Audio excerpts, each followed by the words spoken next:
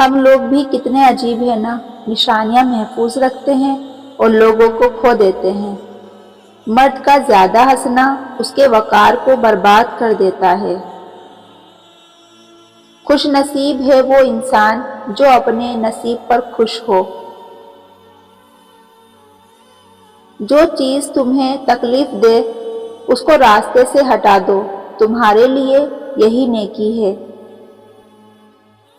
بیمار روح کا علاج اللہ والوں کی صحبت ہے۔ وقت جب فیصلہ کرتا ہے تو گواہوں کی ضرورت نہیں پڑتی۔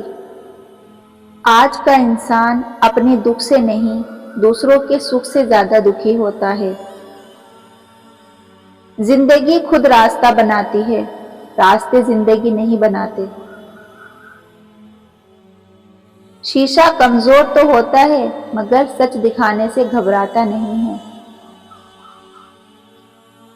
جب مشورہ اللہ سے مانگا جاتا ہے تو مشورہ بھی ملتا ہے اور یہ بھی مدد بھی ملتی ہے۔ پیسہ انسان کے کپڑے بدل سکتا ہے لیکن انسان کی اوقات نہیں۔ کشتیاں باہر کے پانی سے نہیں، اندر کے پانی سے ڈوبتی ہیں۔ زندگی کی بس ایک ہی خواہش ہے کہ میرا رب راضی رہے، دنیا تو ویسے بھی کسی کی نہیں۔ غریبوں کے پاس بیٹھا کرو کیونکہ اس سے تمہاری طاقت بڑھتی ہے۔ تنہائی میں کیے گئے گناہوں کے انجام سے ڈرو کیونکہ ان گناہوں کا گواہ خود اللہ ہے۔ صلح رحمی کی بدولت اللہ تعالیٰ کی نعمتوں میں اضافہ ہوتا ہے۔ فقیروں کی صحبت میں بیٹھو تاکہ اللہ تعالیٰ کی نعمتوں کی قدر معلوم ہو۔ داناؤں کی صفت ہے کہ وہ آخرت کی جانب متوجہ ہوتے ہیں اور جنت کے عاشق ہوتے ہیں۔ اہل عقل کو ادب کی ایسے ضرورت ہے جس طرح کھیتی کو پانی کی ضرورت ہے۔